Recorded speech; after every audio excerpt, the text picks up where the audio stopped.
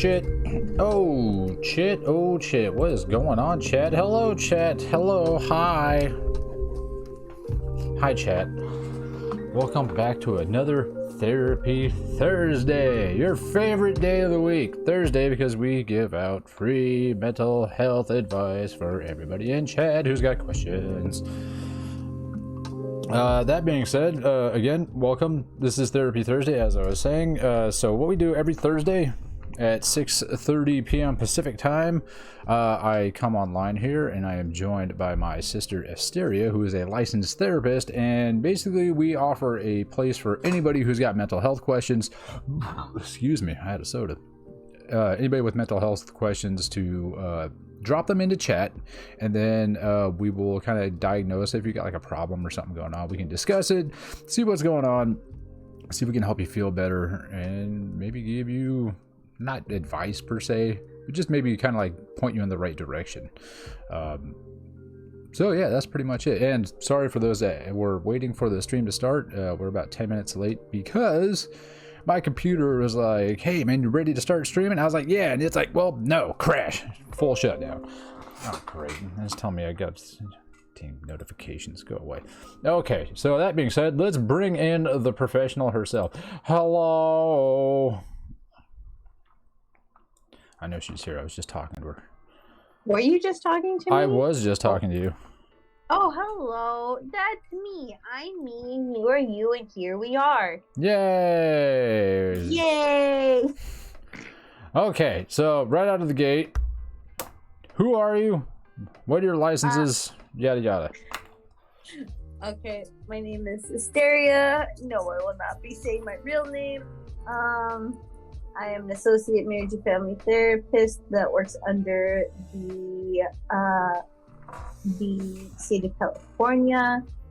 My background is in trauma treatment, and other backgrounds that I also dominantly focus on is substance and addiction, dissociative disorders, and self-esteem. I realized that they're like, well, you always work on that, and I was like, oh, I guess I'm gonna add that to the list. So what that means is that my day job is to work with clients in managing and maneuvering how trauma can still impact daily functioning. And because of that, I'm fully aware of that, how difficult it is to access resources at this time. So what I like to do is I like to come on here and joining Kilted to talk about different topics related to mental health, so I can get back to the community, because it's hard to find resources right now, and I like to use this platform to do so. So on here are a few things that are important to know. All questions in the chat are welcome. We will probably just keep on talking about different topics related to mental health until somebody comes in with a certain topic or a question. So feel free to throw those into the chat. My distinct rules I want to make very clear is that I try to avoid discussing too deep about conversations about suicide, mainly because there can be minors on here, and because I'm mandated reported, that can get really complex. So I just ethically am not comfortable with doing that. In addition to that, due to legalities and ethics, I also don't do any diagnosing. So one of the famous things I want to always tell you is that if you think that your mom is narcissistic, let's just assume she is. So please feel free to, ask your questions, bring in a friend. If you think there's somebody that would benefit from the chat, even if they can't jump in this week, go ahead and just send the link around. It definitely helps, and that would be your way of helping your community in a free way. And that's pretty much it for me. Yes, so if you want to share the Twitch channel, go for it. Or if you want to maybe go back and watch a video there on YouTube, there's a link below the stream where you can go find other Therapy Thursday VODs along with basically all the other stuff I stream. So you can go watch through those if you want. If you find something interesting in there, share it around if you like. No pressure. Yeah. Yeah, if you think it's a load of crap, then, you know, put it in a bag, set it on fire, put it on someone's door. Because that's always funny. That it. Okay, let's see, what else? I was going to say something, but I already forgot. Oh, yeah. How are you? Thanks. That thing I forgot to ask. That's okay. That's a good question. How am I? Well, I'm doing some big stuff in therapy right now that's kind of left me very introspective. Your personal therapy? Yeah, my personal therapy. Okay. And because here's another thing I always want to emphasize. If you are seeing a therapist, ask if your therapist has a therapist, and if they don't have a therapist, that can kind of be a yellow sign or a yellow flag. So, yeah, just want to put that out there. That's just my opinion, though. And I've been pretty introspective. Let's see. I've been kind of challenging myself lately in that I've been trying to kind of see where the future is going to unfold for me in regards to like housing and vehicles and all of that, and kind of just maneuvering through the world, which kind of got me pretty stuck in a spot of thought, but I got out of it today finally. And I'm overall pretty good. I'm very excited for the 3-day weekend coming up. I'm definitely looking forward to just, I mean, like, I'm saying this as if I'm working anywhere close to how I used to work. However, I still can see, how do I say this? The quick version is that when I was working at my old job, there was a lot more downtime, and that allowed access to just nonsense and just work setting issues. And this one is where a lot of my schedule is jam packed with clients like back to back to back. So that's just kind of draining in its own way. However, I have a lot more energy to like recharge and so forth. So in summary, pretty good. Learning to maneuver with the changes. Kind of excited to see how the future is gonna unfold. That's how I'm doing. All right, that sounds like it's on the up and up. What about you? How are you? Mentally, I think I'm okay as of right now. Oh, okay. Feeling better, and I'm going to. I mean, this could just be temporary because, you know, school, but I think school is the main reason why I'm feeling a little bit better. Just being forced into a social atmosphere where people can't walk away from me. Oh, God. Oh, man. However, I can definitely see the benefits of, you know, that, like, the school setting, you know? Yeah. It's given me a chance, like, before classes to, you know, chat with classmates.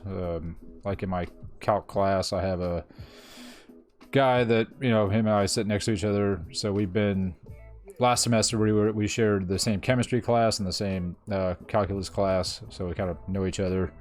So that's been nice. And then Aggie, you know, I see her around campus, you know, on Mondays and Wednesdays.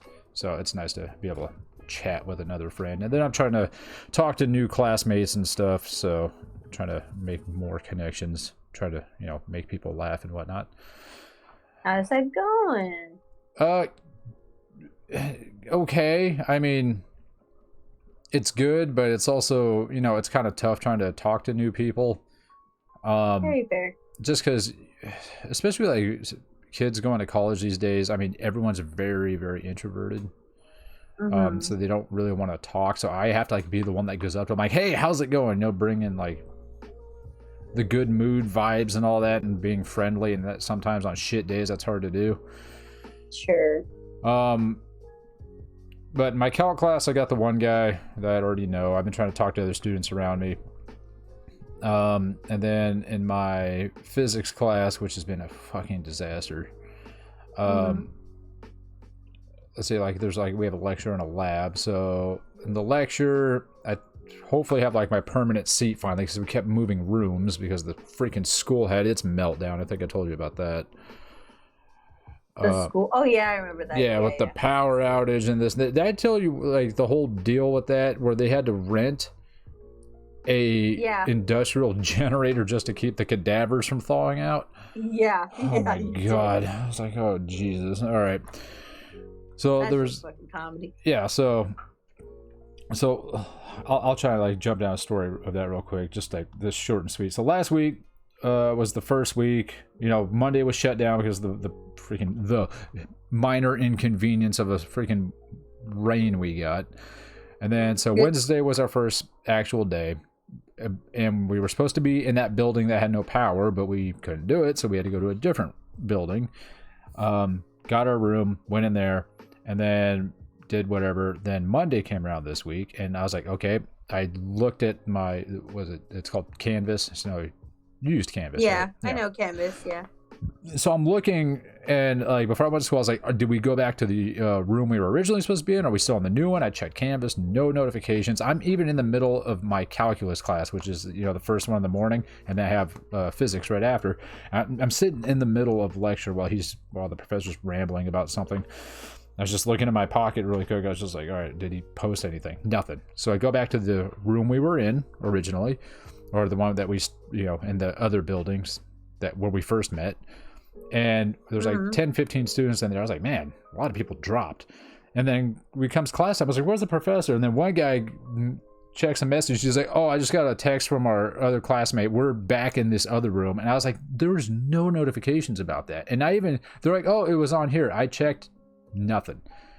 Like the professor didn't send it out. I guess it was something that came from the school that went to like a mailbox but that's not on Canvas. It's like through a different thing. And that's ridiculous. It just said all like classes or normal classes are good to resume in the science building. That's all it said.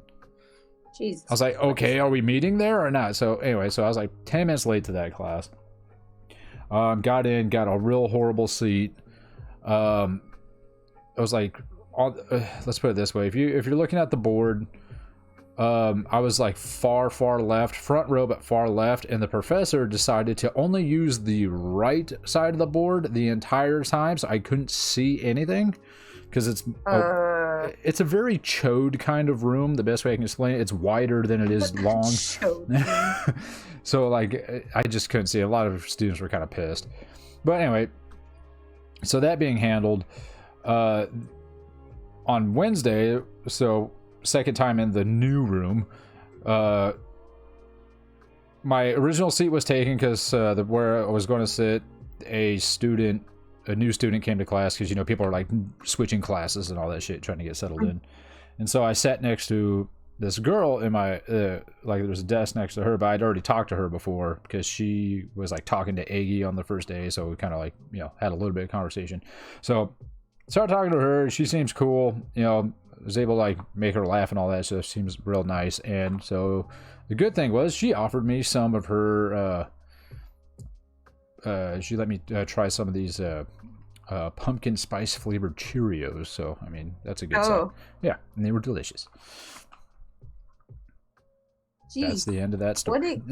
What an experience you've I'm just like, yeah, and then college life. Yeah, and I can keep stacking onto that. So then after that, on Monday we go directly from the lecture of physics. I go straight into the lab of physics, and so we got paired up in groups. It was supposed to be about four people per group, but for some reason, there's more students than there are seats. Yeah. And so anyway, but whatever. It was none of my problem. And so I got a little group now, and I was able to, like, you know, we were doing our lab. I was able to make them laugh, so everything's kind of like the tension kind of came down, which is good. But the thing that irritates me most about the physics class is I have the same professor for both the lecture and the lab. And this guy just seems lost. After after the first day, I'm sitting there, like, we're about halfway through the lecture before lab, so we were still in the lecture class, and I'm looking around, and students are just like looking at their phones and like listening to music and their earbuds and just staring at the wall. And like, I'm looking at the guy next to me, he's like, dude, what is happening right now? This guy's like, he doesn't know how to work anything. He's like, he doesn't even know what he's like talking. He's like, is this right, or what are we doing here? Just confused. And I freaking tell my one of my classmates, I'm like, dude, like, when there's like that one kid in class that is like slower than the rest of the class, and everybody has to wait for him to catch up before we can progress. Yes, I asked, I was remember like, those times. Yeah, I was like, that kid? And he was like, yeah. I was like, it's the professor. Oh my god. Because everybody's like, let's go, we got it, move please, we already went through this, move. And so then after that we went and did the lab, and same professor, and he insisted, he told us, like, first he put it on Canvas, he said, you must read the entire lab before you come to class so you're aware of what we're doing. And then he said it again in lecture. He's like, if you have my lab, make sure you've read all this before class starts. And then we got in there, and he's like, all right, I hope everybody read this because you were supposed to read this. So he gets out his copy. He's like, okay, what are we doing? And he starts looking. He's like, all right, let's see. What we have to do this, and let's see. We're supposed to hook up some stuff. What is all this stuff? I'm like, you didn't even look through it. You didn't read it yourself. Yeah, so he's going through the procedures, like, oh, we're supposed to hook up this machine and this and that. I was like, it's hooked up. And he's like, well, did you check all these cables and make sure? I was like, yeah. He's like, well, what about the program we're supposed to run? I was like, it's on the computer. We just log in. And so he's like, okay, well, let's see. Let's just go around and make sure everybody's stuff was plugged in. And 40 minutes into class, like, he's still going through this thing. I looked at my classmates and everybody else. Again, everyone's like, fucking A. I stopped listening to him and just started doing the lab work. I started setting up the machine and doing the gravity test and all this crap, and everybody just followed suit. And he was like, oh, okay, yeah, just you guys do it, and like, and then like, if you got any questions, just let me know. And everyone just stopped listening to him. They just fucking did it all on their own without any direction, and they finished it. It was crazy. That's fucking sad, dude. That's I was just like, fucking sad. I was like, you bastard! Like, this is gonna be a long semester with this guy. I'm going to keep kind of going down the school thing because it kind of like goes right into... This will lead back around to what you were saying, how you were like thinking about things earlier. And okay. So, you remember, I think it was last week, or was it last week or the week before? Anyway, I sent that email out to work telling them I'm out of school starting on the 21st, or out for school starting on the 21st, every Monday and Wednesday. So I will not be coming into the office. So this Monday, I'm in my calc class, so the first class in the day, and my phone starts blowing up in my pocket. Oh my gosh. Like an adult, I have it on silent, but I can just feel it vibrating, or it's on, vibrate. I look down, and of course it's work. I'm like, fucking A, like, you guys, like, and they're texting me like, oh, I need this done, and then like, I was like, well, I can't respond to this. So after the class is over, I listen to a voicemail. They're like, are you in class today, or what's going on? I was like, you replied to my email telling you when I was in class, and you said in your dreams. So yeah, I'm in class. Remember that? Yeah. So that kind of pissed me off. But past that, I finished my day, and then that night, so Monday night, I was super tired, but I couldn't fall asleep because, my neighbor upstairs, how she likes to, I don't know, that time between 11 p.m. and 1 a.m. is the time to, start doing laundry or basically practicing a parade, through her house. Or she likes to have sex with her boyfriend, which is really fun to listen to when, it's like midnight and like trying to sleep. So I forced myself to take some melatonin, and I haven't taken that shit in years, just so I could pass out. So pass out, I had crazy dreams, and I definitely had crazy night's sleep because I woke up and everything that was on my bed was not on my bed anymore. Oh jeez. And that normally doesn't happen. It's usually still pretty clean. So one of the dreams I had, all right, so this is going to the second part of the shit I have written down. I had a dream that because of school, I ended up getting fired. I ended up getting into an argument with the owner of the company, and he's like, you know what is bullshit, you're out of here, blah blah blah blah blah blah, and fucking argue. And in my dream I was like, you know what, fuck you, I don't need you guys, and I left. I mean, I guess that's kind of a good sign because I have that mentality now. So in a situation where I didn't know I was dreaming, I was like, you know what, fuck you, and I walked out. I was like, you guys are a piece of shit anyway. So it's good to know I'll probably still do that if it happens. So you know, whatever, that shit happened. Then I woke up and I was still kind of reeling from that dream, and it kind of brought up the thought. I was sitting there, I was like, okay, well, what if I do get canned at some point? I should have a contingency plan in case that happens. Right. I had like a basic plan, but I don't have the details, and that's why I was sitting there. I was like, I gotta talk to Asteria about this. And then this, because I know you've been just talking about, like you had said at the beginning of the stream here, and we can discuss this later, but I'm just saying, I'm just gonna throw out my idea since we're just chatting anyway. If I get canned, which I don't think is going to happen, my plan would be to hopefully, if it could happen, rent my place out, move out of here, hopefully move in with you and not somebody else somewhere, I don't know, just rent a room out, and then I work at fucking Starbucks or some shit part-time, I don't know, just get a part-time job so I can focus on school and make just enough money to pay the bills, and then that's it. Well, the only thing that would pertain to that, and I'll just mention this, but we'll talk more details after that, is like it'd have to be around here, like because Artemis just started his new job, and he's planning to stay there for a minimum of a year. Right. Yeah. So obviously. it'd have to be around here. Yeah, and it would be better because you're closer to the school I want to transfer to anyway, eventually. So, I mean, yeah, obviously, I can't be like, hey, you got to move closer to my place so I can, because I lost my job. No. Which is interesting because, yes, literally last night I was looking at a place, at the places across the street from your current place. Oh, from where I'm living right now? Yeah, I was like, I wonder how much it is there. And God, I don't even want to know. I bet they suck. And then I remember you saying that they're like, they kind of suck. So I was like, eh. Compared to my place, it sucks. Well, yeah. Well, because this place is owned by people. The place, I believe, across the street is owned by a company. So there's like a rental office. You know what I mean? So it's owned by like a business. So that's a whole different ballgame. A whole new world. Don't you dare close your eyes. Exactly. So yeah, that's how I've been feeling. Let's see what else has been going on. Let's see, mental health wise, but I was saying, yeah, with like school, it's been a lot of hours so far, just busting my ass, but I feel like I'm cruising through it pretty well. Talking to people has been nice, so I've actually been coming home, even though exhausted, I feel like I'm in a lot better mood going to bed and waking up. And I don't know if I brought this up last week, but my gym buddy had returned. Oh. Yes. So he finally got away from that battle axe of a wife of his. No, I mean, he's got no problems with her. It's just, because I think I told you, she gave birth, and so he had to stay at home for like 2 months to play dad. He couldn't be coming to the gym in the morning. He had to be up all night, with the kids and making sure she was getting her sleep, doing dad stuff. But, I mean, I don't know dad stuff, but I could assume, dad stuff. So all that stuff our father didn't do, he was doing.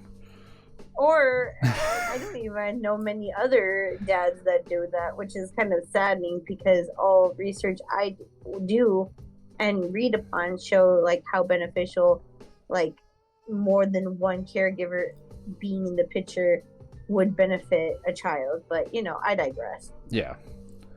So that's been good. Let's see what else. I'm gonna write this down. We can kind of jump back to it really quick. Actually, we can just kind of keep tailing off of it. If I think of something else, I'll bring it up. Okay. So coming off of the whole work situation, something had happened today. I had gotten a text message from the owner of the company, the one in my dream that fired me. And he said, because there's two owners, it's a guy and his wife. So I have to listen to both of them interchangeably. So the dude called or texted me. He's like, like, you know, he's like, what are you working on? And I was like, I'm doing this. He's like, have any new projects come in? I was like, new ones? No. But we're, you know, making changes to old ones because it, like, you know, revisions keep coming in. They have to keep being updated and changed. And he's like, okay, I'm going to get onto this. I'm getting on the salesman now about it.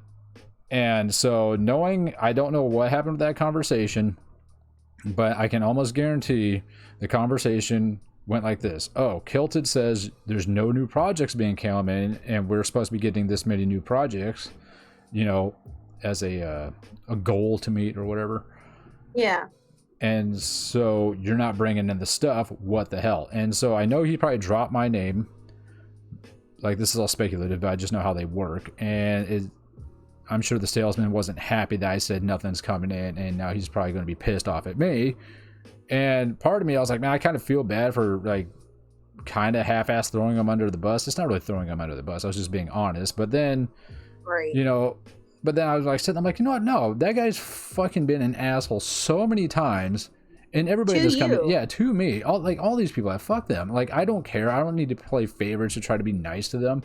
But so now, so the mental health question is here, like, how can we break down, why am I feeling guilty about something,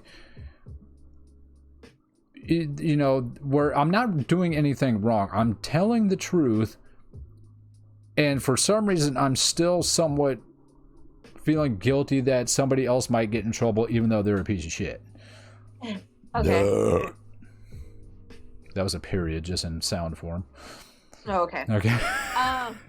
Let's see. Why are you guilty? Well, have you actually asked yourself, like, why do you feel guilty? I didn't fully ask myself, but I mean, I thought about it for a second. I was like, well, why is this bothering me? But I didn't really dig. I didn't dig into it too far because I was like doing homework. Bring it to the external world. Ask yourself, why do you feel guilt? The only thing I can kind of guess is it comes down to I wouldn't want somebody doing that to me if I was in that position. I wouldn't want somebody to be like, oh yeah, they're not doing their job, essentially. I mean, that's not what I said. But that isn't what you said. No, that's not what I said. But it's just like, I feel like that would be implied. It's like if somebody said, oh, you know, has Kilted done this stuff? No, he hasn't said anything about it, and I haven't seen him work on it. Yeah. If that was the case. But I wouldn't want somebody to, like, even if I wasn't working on something that I was supposed to be working on, I wouldn't want somebody throwing me under the bus like that. I mean, I'm sure he's working on it. He's, you know, he's a salesman. He's probably out trying that, I assume. I don't know. He's not in the office. I can't keep track of him. But, you know, it would make me upset. Like, dude, why are you throwing me under the fucking bus? Like, what are you doing? You know? But so that's where I think is the cognitive distortion that you're having. What's up, Combo? How's it going? Sorry, go ahead. It is, it's not about, the thing is that you were just being honest. And it sounds to me that this experience is more influenced with past experiences where you are being honest and someone came to you and like came at you sideways because of it rather than the situation. Because in this situation, from the facts alone, is that you don't know what that conversation actually went like, right? Right. And you don't know how that other individual is like feeling at all, right? So all you have is based on this information, which many a times the information that we have is either what we conjure in mind of what things are to feel like, which again are typically more commonly based on past experiences or something of familiarity, or if it resembles itself quite literally or very close to, right? Yes, and so, I can pretty much confirm that it probably is based off of, well, I'm like 95% sure that's the thing, is because I've mentioned this before. There'll be things that happen at work where I think I told you, like, a customer will come directly to me instead of going through the salesman to talk about it, like something we already have. It's something we're already working on. He already sold it. I'm working on it now. And they'd be like, hey, we need to have this done by, you know, in 2 days. And I reply to the customer going that I'm not able to do that. I can get it to you in 4 days, you know, just to give you a heads up, so plan accordingly. And the customer will say, sounds good, thanks. But the salesman will come to me and say, don't tell them that, because you need to just make sure it gets done on that time. I say, I can't do that. Well, you are not allowed to talk to the customer. You can't tell them we can't do something.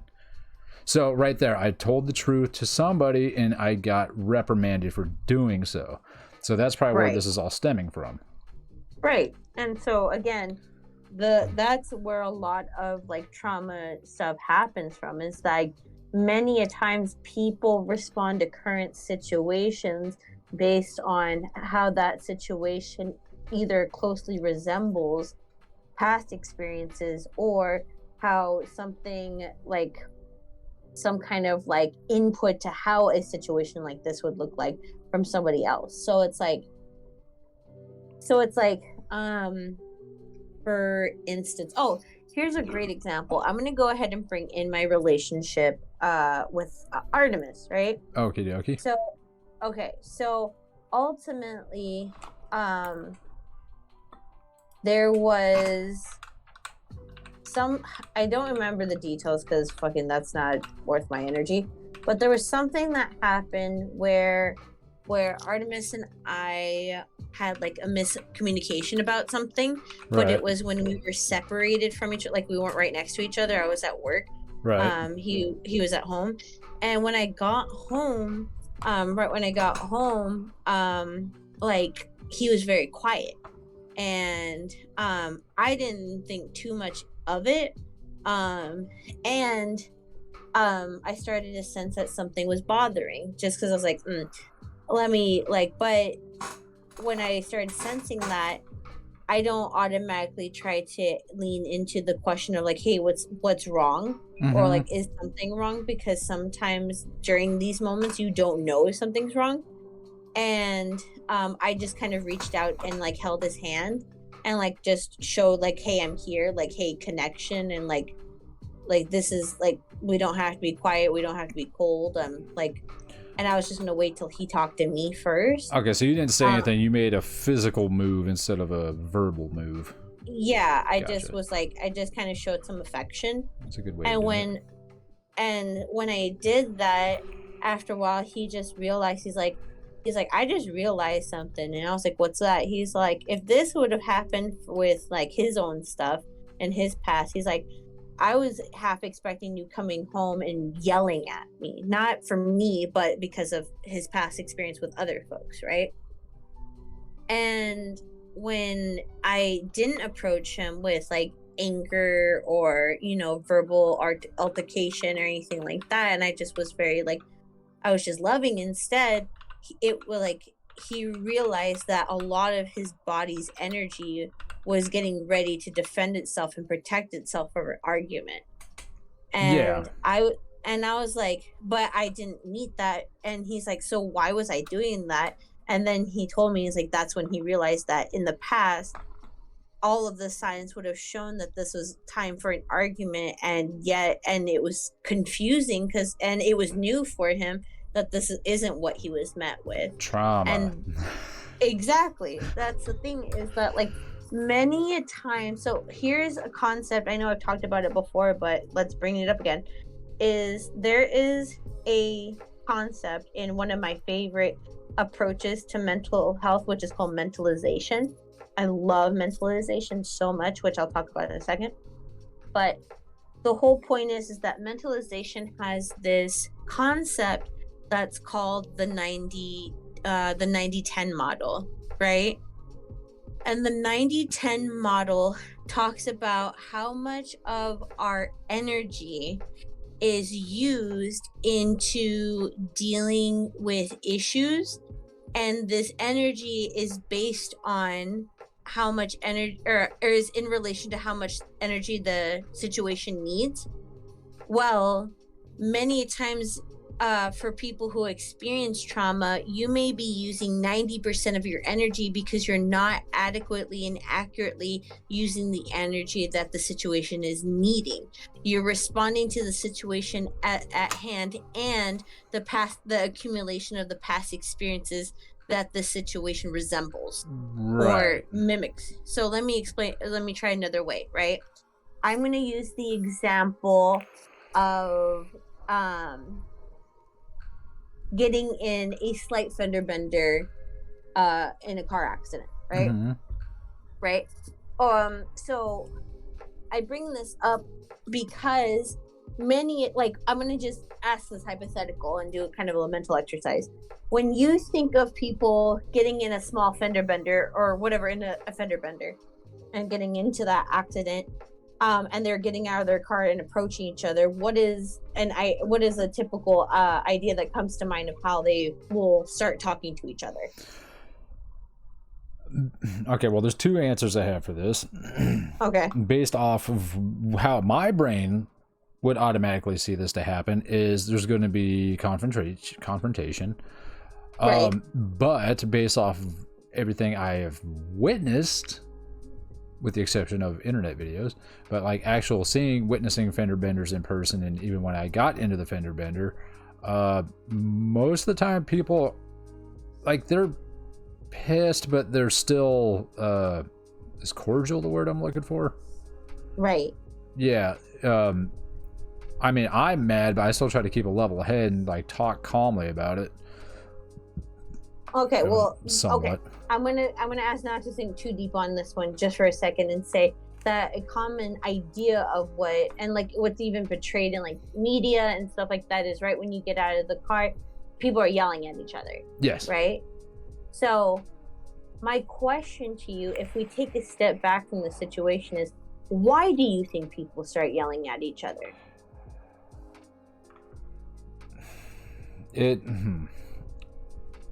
Like, it's so common that people just start yelling at each other that I'm like, but why? Like, why is that the immediate response for some folks? They've been inconvenienced. So do you think that inconvenience needs that much energy? Typically, no. So why that much energy then?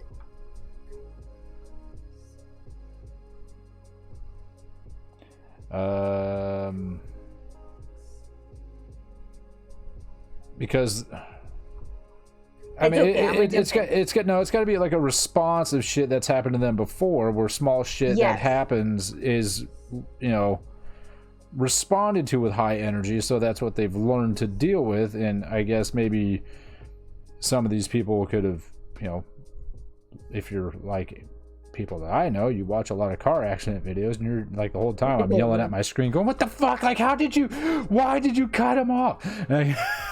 Yeah, exactly. Yeah. Now, that in itself is what I'm getting at. Those situations is usually and typically can be maneuvered pretty darn quickly if everyone kind of like checks in with each other, takes some time to calm down, exchange their information, do what they got to do, and then they're done, right? Mm-hmm. That's it, right? However, these situations are extended because people then are reactive to their emotions, which is common, of course. Right. And but the point of why I'm bringing up the scenario is why that much energy, right? Mm-hmm. So many times, and here's kind of this one idea I think about a lot in relation to the 90-10 model, is how people take personally people cutting them off in traffic, right?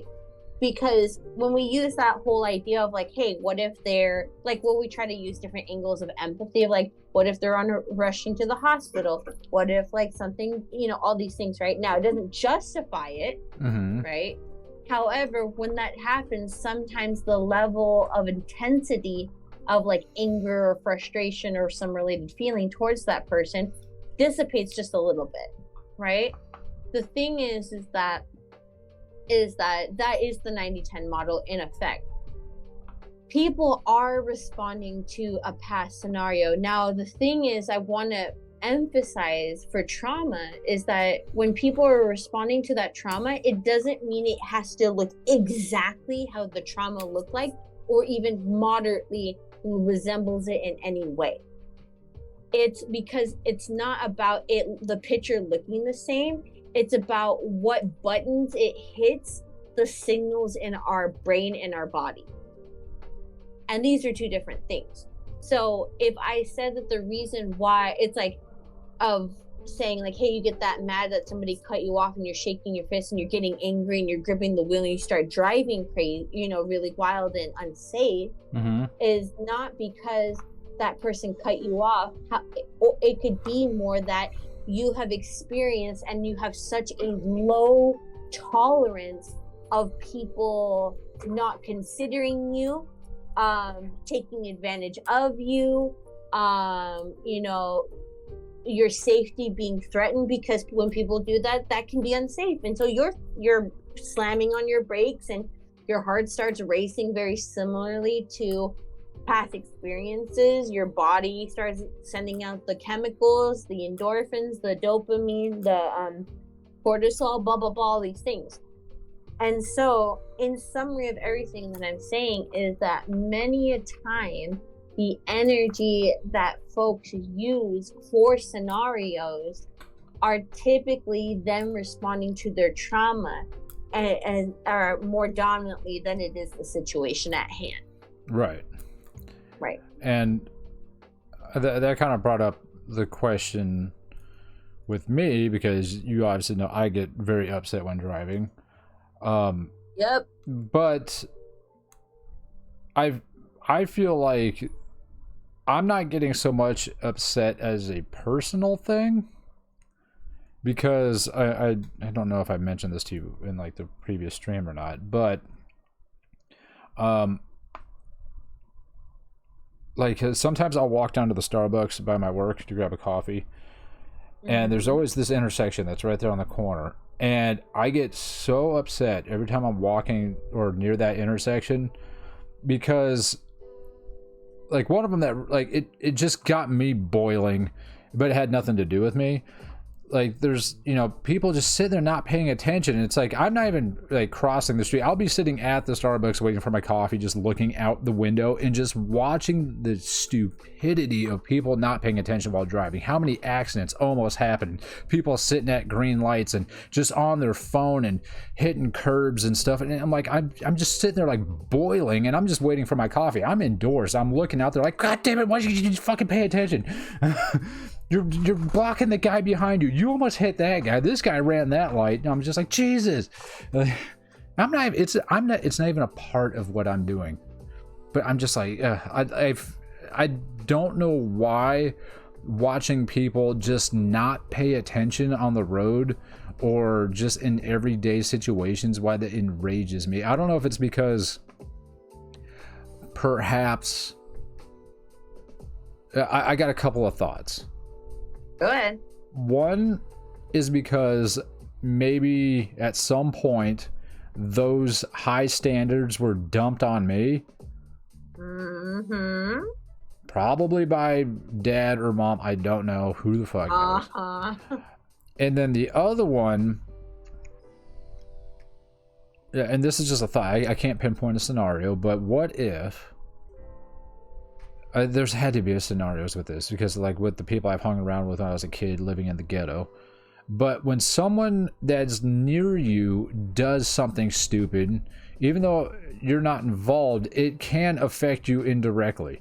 Like let's say you're hanging out with a group of friends who are kind of shit for whatever reason, and let's say they're like, oh, we're gonna go smash this window. It's like, no dude, don't do that. Just don't do that. And then they go do it anyway, and then I'm guilty by association. I was just in the vicinity. Yeah. Even though I was opposed to the situation, I did not partake in it. So I imagine that could be something where it's like I have gotten in trouble because of other people doing shit. Yeah, these are all possibilities. And the thing is that that's what I want to emphasize, is that the reason why having those reactions, the answer may not always come to mind immediately, because it's not always a conscious thing. it's so deeply encoded subconsciously that it's not something that we're like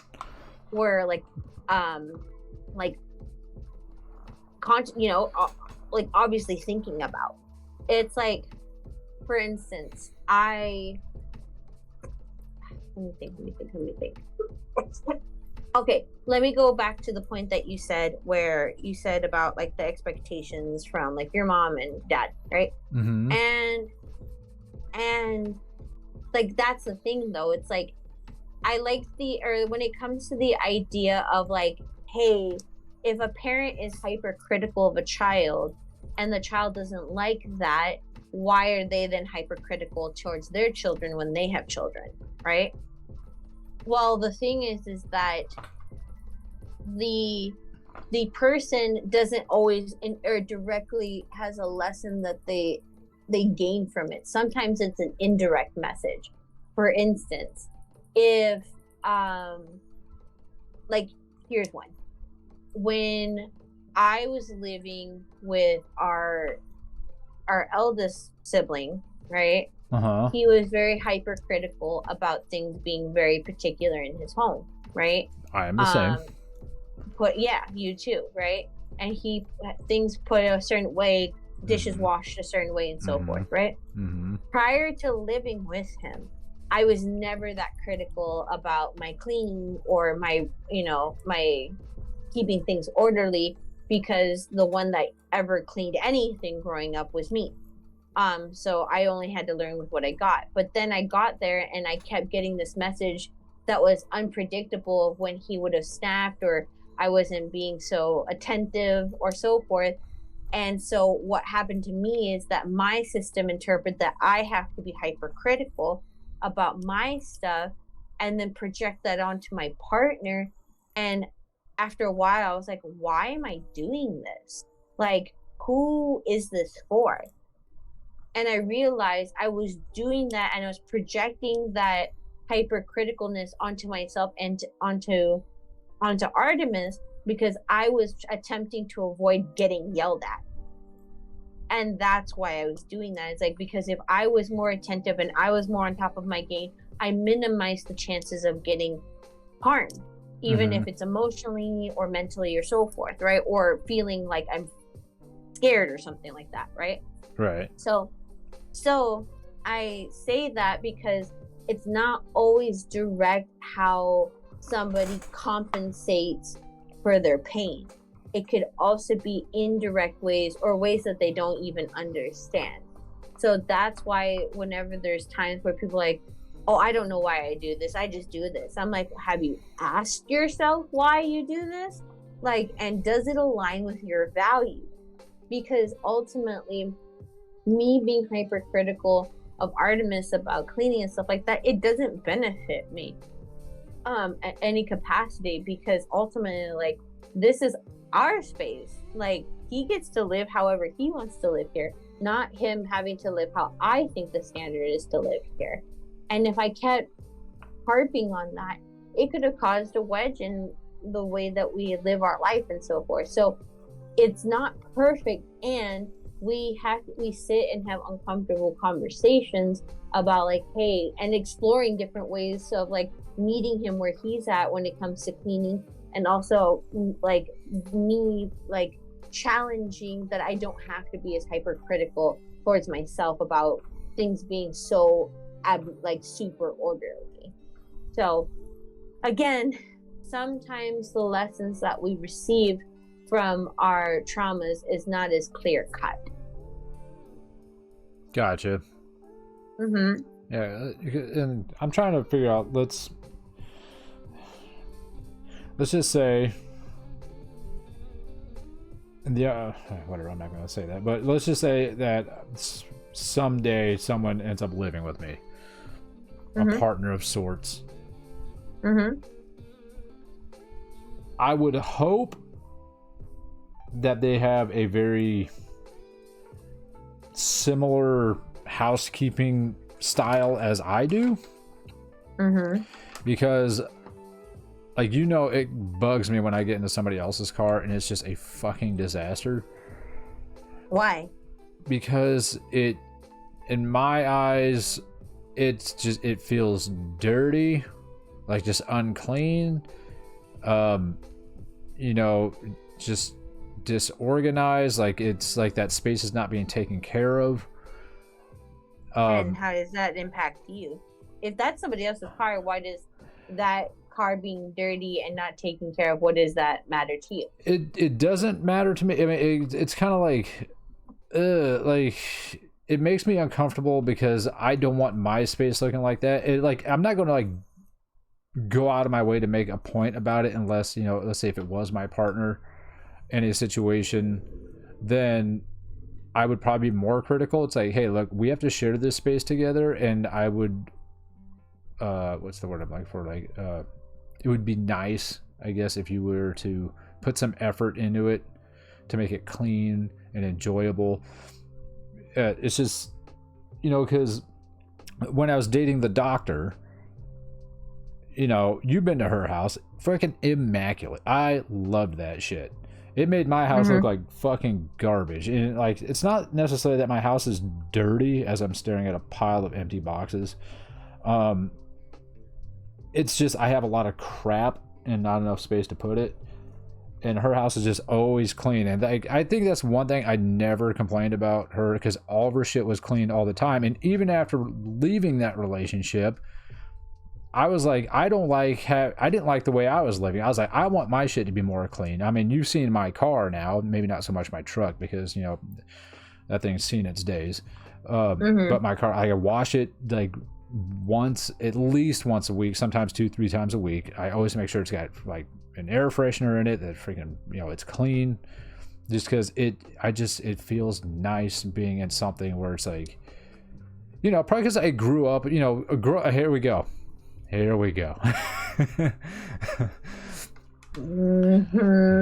combo says this would make a good podcast. Yeah, I think so. It'd be nice. I mean, this is a podcast essentially.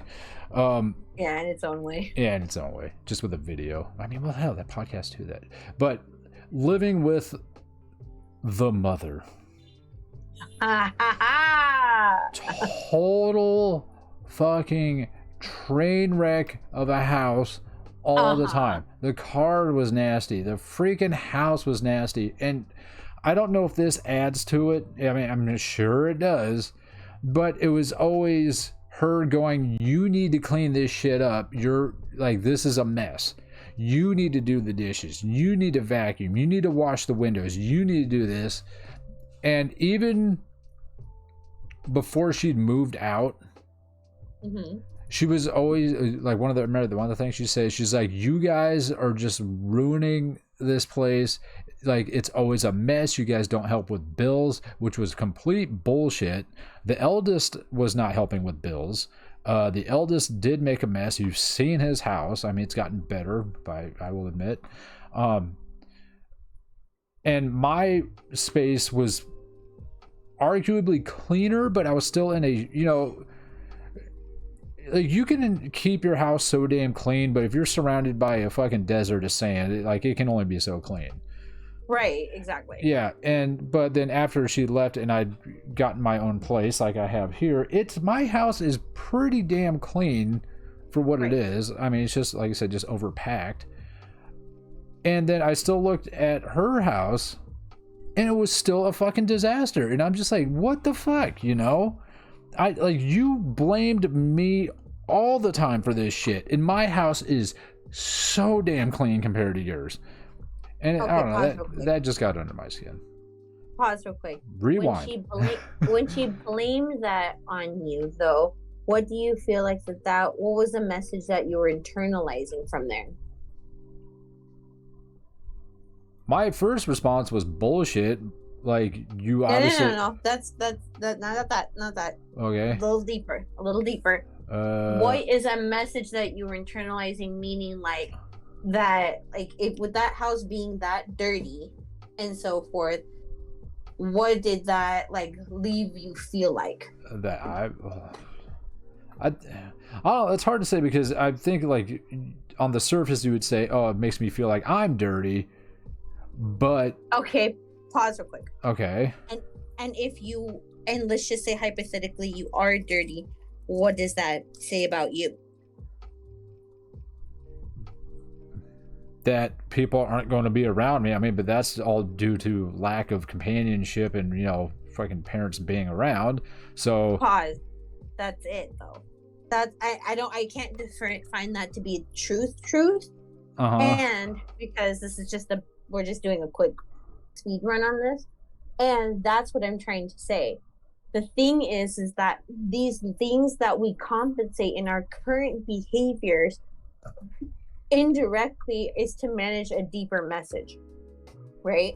Oh, like so I far. said, this is what I mean in this is like when it came to our eldest, he was hypercritical about the way that I clean. So and it's like so what did I do? I overcompensated and I became super detail oriented. So I asked myself, why was I becoming so detail oriented? It's because I was trying to minimize the chances of being of him yelling at me, right, and being upset with me, right? It's like, so if he is yelling at me and upset with me, where did that leave me? It's like I was feeling scared and I was feeling hurt that was coming from someone that I care and respect and love, right? And so all right, just finish that thought really quick, and then I want to answer some stuff in chat. Okay. And then it's like, but why would that matter to me? It's like, because then I would scared that he wouldn't love me. It's like, and if he didn't love me, what did that mean? It's like, oh, that I'm unlovable even by my own family. Gotcha. That's the thing about how certain behaviors we do manage a much deeper message. And many a time, this is the ending of this thought.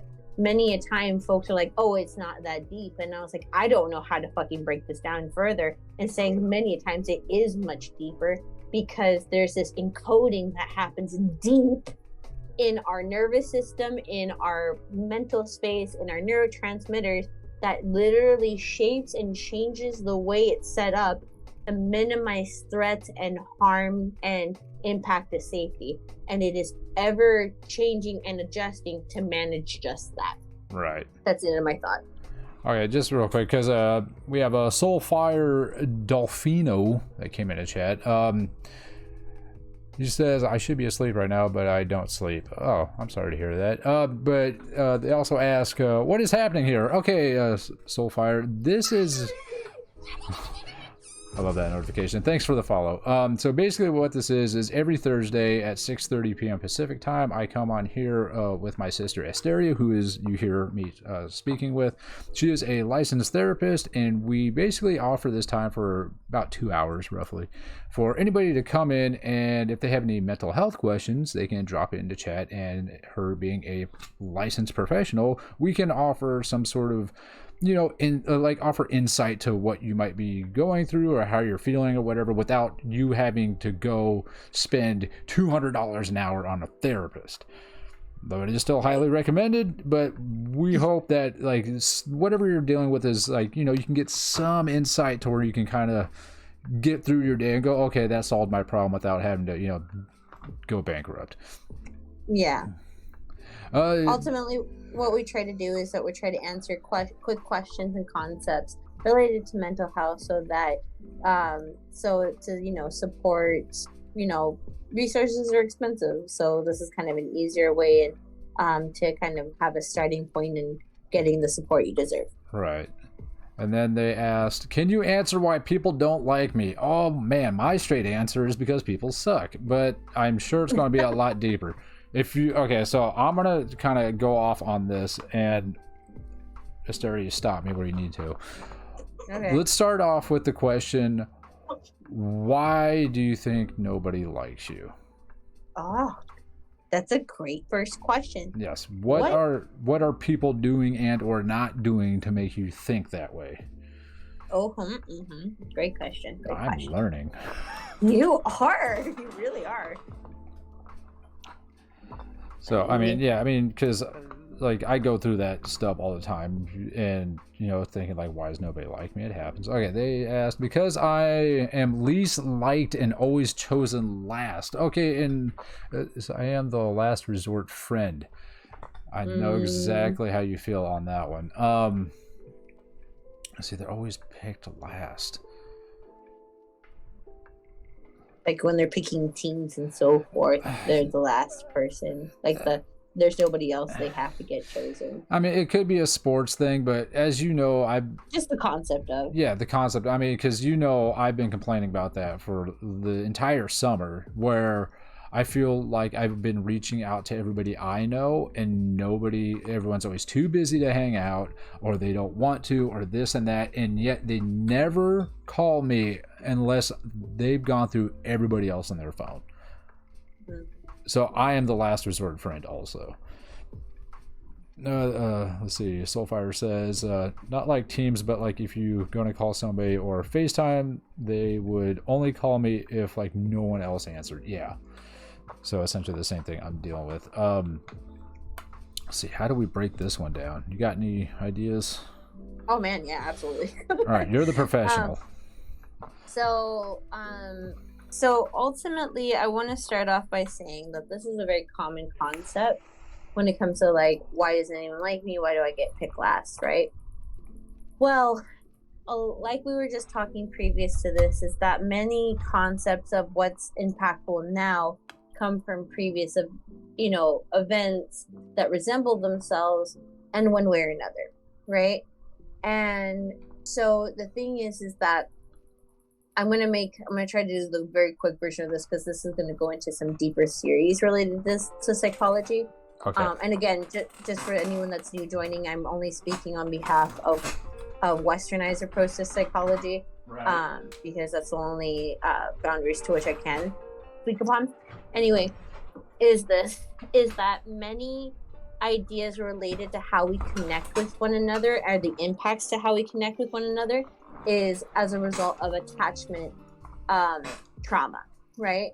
And attachment is something that first develops while we're in utero, and the critical time of its development is between the ages of, or is from utero to the age of 2. Now, I'm mentioning this very quickly because that means that everybody has attachment styles. Mm-hmm. Now, again, in attachment styles, there's 4 different attachment styles. One being called secure, the other ones are considered insecure, and those ones are called anxious attachment style, avoidant attachment style, and disorganized attachment style. Now, the reason why I'm saying this is that based on the way that you developed attunement to your needs as a child, having someone meet those needs at an adequate and consistent amount of times impacts your attachment, not just to others, but also to yourself. So this plays a role in interpersonal relationships.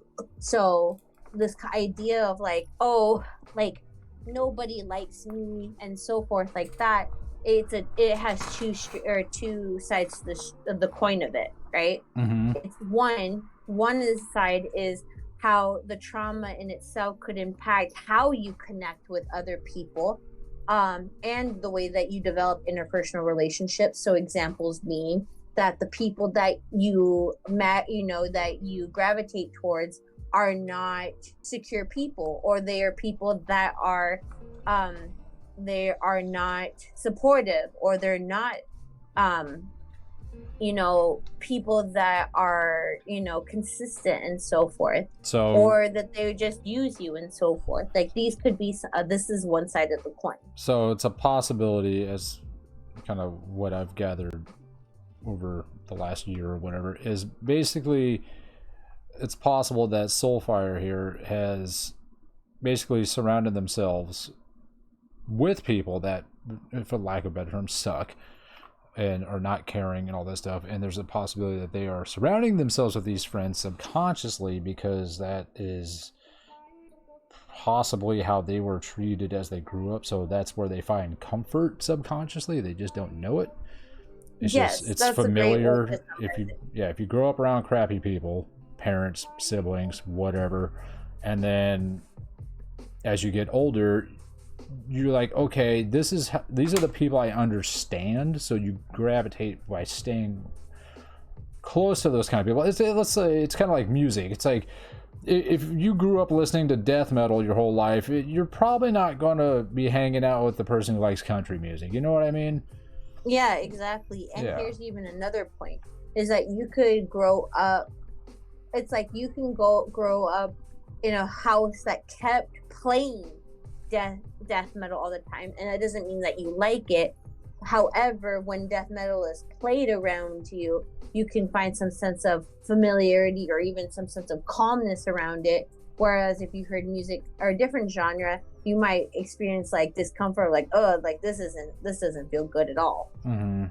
Right? Yeah. So just the summary that you gave very much kind of hits the nail on the head. And what I want to emphasize real quick is that isn't a way to blame you.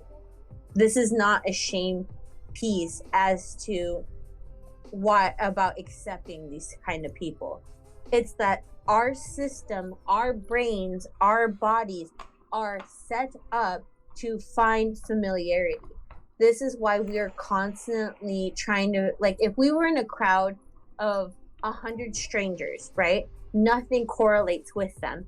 And you start talking to one another and you find out that somebody has the same college major as you, or somebody has the same cultural background as you, you will then start to stay around those people because we are programmed to stay around what is familiar.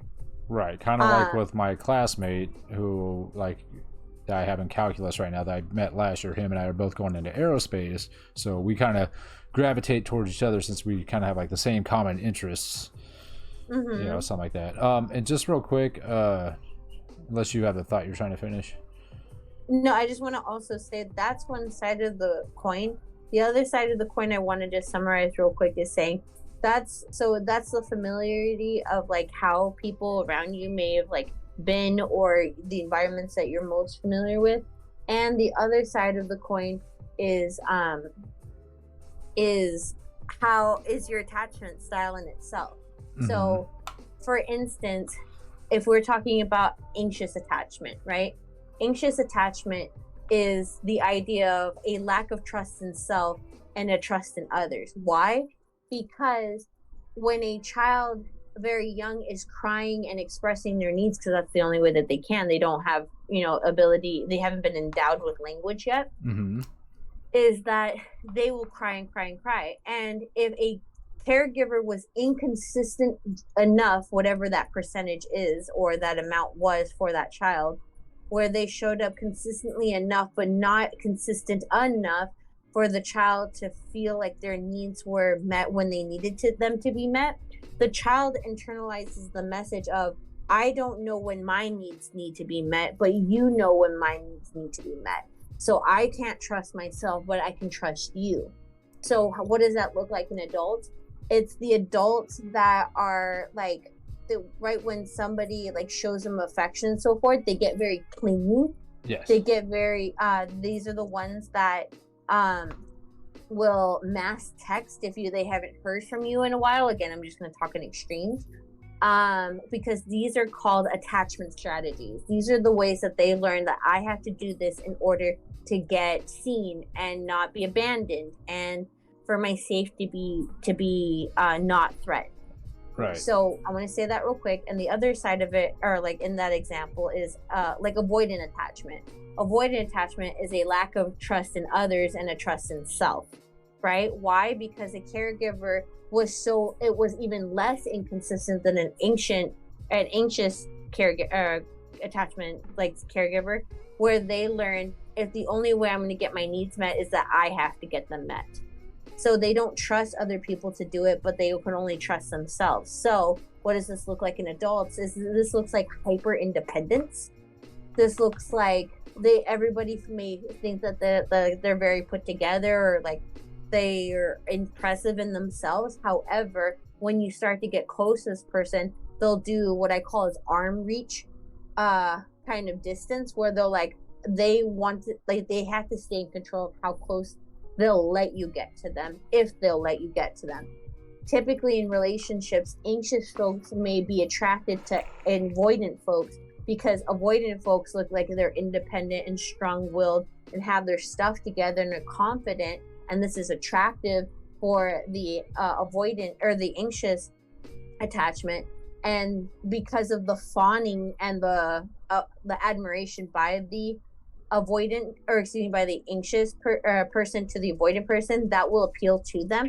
But if they start to get too close, the avoidant may just shut off communication or try to distance themselves in one way or another. Okay, and so that sounds like a situation that might be happening here with Soulfire, because what they said is they got bullied relentlessly in middle school, and now they're saying, they say, but like if I wasn't friends with these folks that they're hanging out with, then I don't know who I would sit with in my classes, because those people are in all of my classes.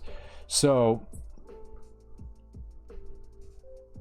it sounds like they feel like this is the only option they have. And with the, as far as the whole anxious versus was it avoidant, perhaps Soulfire is more on the anxious side, and maybe their friends are more avoidant.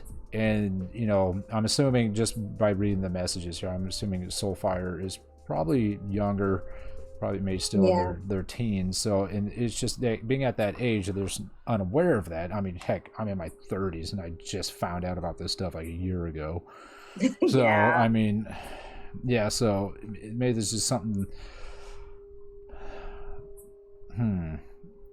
Like, well, like how would we think that they would go about doing this? Like, so here's what I would say is that, like, this might be a bit more difficult because of like the stage of life that this individual is at. And I want to like recognize that, because again, this is what I'm talking about is concepts of folks that are, you know, not in that age range anymore, right?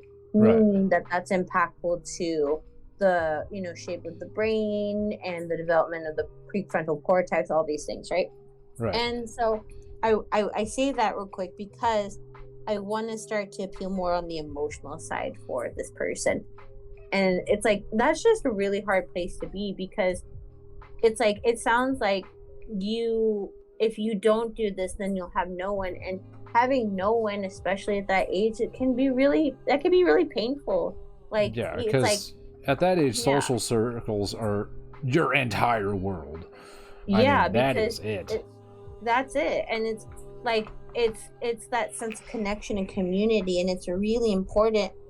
Now, here's something I'd like to say, especially as some things I'd like to tell younger me if I could, is that it's important at this time to really understand your worth as a person. I know that's really difficult, especially because of like keeping in mind of like being in like, you know, probably more than likely still living with a family of origin, being around peers that like don't know who they are, trying to figure out themselves, and so, you know, all these things.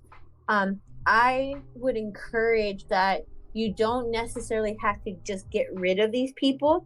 And I would also encourage of like seeing if, or maybe even joining like some kind of like club or activities that are more aligned to what you would like to do. Because when you start to get in those types of environments, it increases the likelihood you'll be around people that have your interests better in heart than these other folks.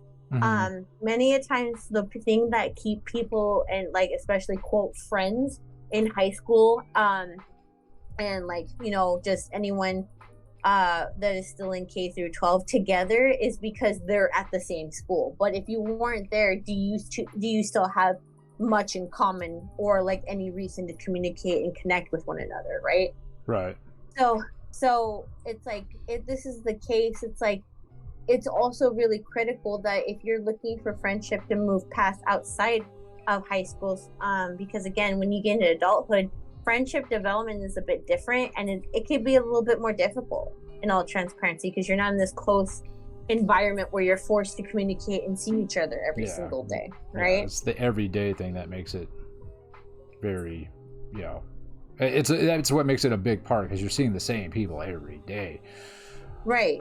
And so I would say that, like, kind of like not necessarily getting rid of them 100%, and trying to see like other environments and other circles, such as like school, like, you know, clubs or interests, or like heck, you could even do it online if you have, if you have access to online and so forth, and seeing if you can like find folks that are more aligned to what, when you're around them, you feel a little bit better of being around them rather than feeling like you're losing parts of yourself. Right. I would that's would be my best 2 cents. Yeah, and they're saying the problem is, I believe they're talking about their friends still. It says the problem is that they are the only other guys, and if I left them, I would have nobody to sit with because in most of my classes, there's only like 7 guys, and all the guys have like one friend group.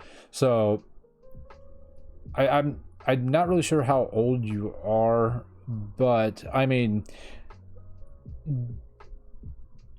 I would recommend don't, and stop me here, Esther, if you think I'm off the charts on this one. Don't limit yourself to just hanging out with guys. Mm-hmm. Because honestly, some girls out there, they're 16. Okay, there are some girls out there. There's a good chance you're probably nervous around some of these girls. I mean, I'm in my 30s. I still get nervous around women all the time. I mean, that's me though. But Same. yeah. So I mean, yeah. So you can try to talk to girls. If you find just one small thing that you relate with them, try developing a friendship. Be like, oh, I like that pin that's on your backpack, or just something. Just start a small conversation, and you might make friends that way. Just because they're women doesn't mean they're far off the mark. You guys might have similar interests, because there are girls that I talk to now at school in college that like Aggie, her and I get along so well. Like, we have like the same thing, the same attitude, the same just horrible sense of humor. And like, she doesn't really get along with girls because of her sense of humor. I don't get along with girls because of my sense of humor. So we just kind of click as friends. And so I'm saying, just because they're the only guys, I'm saying don't limit yourself. And remember, even if you made friends with one of these girls, maybe she has friends that are guys, and you can make new friends that way. I know I'm throwing it out there like it's easy. It's not. I understand that. Right. It sucks. It's definitely not easy, but I'm just trying to plant the seed of like, this might have to be a route. They say I have like one more options. They say I have one friend who is a girl, and I know a girl who I wish would text me back. Okay, so you might be crushing on one of them. I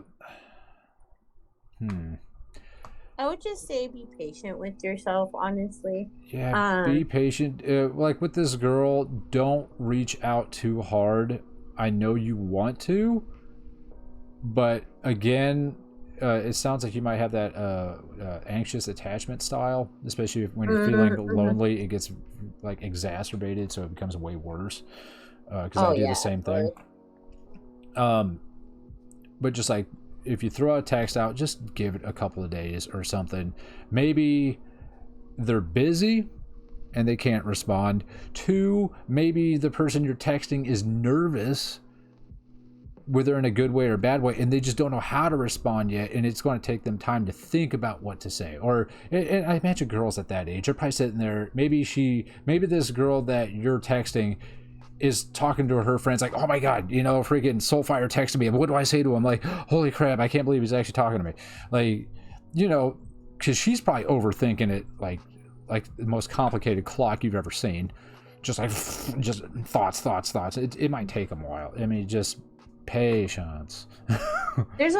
And that's the thing that I want to kind of come back to real quick, is saying that like, it's really difficult right now because a lot of what's going on right now is like attachment and like connection and so forth. And I want to also offer that, like, to get through these times, like figuring out and like developing who you are as an individual and like getting to know yourself is like, I would suggest, is a very great investment.